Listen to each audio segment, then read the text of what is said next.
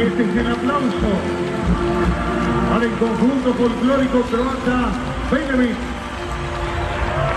Hoy con nosotros el hogar croata de la ciudad de Córdoba, con dirección general de Guillermo Terraza Müller, los bailarines que aplauden y el público que les agradecen el haber estado hoy aquí en el encuentro de colectividades, la bandera que representa a Croacia, las generaciones unidas.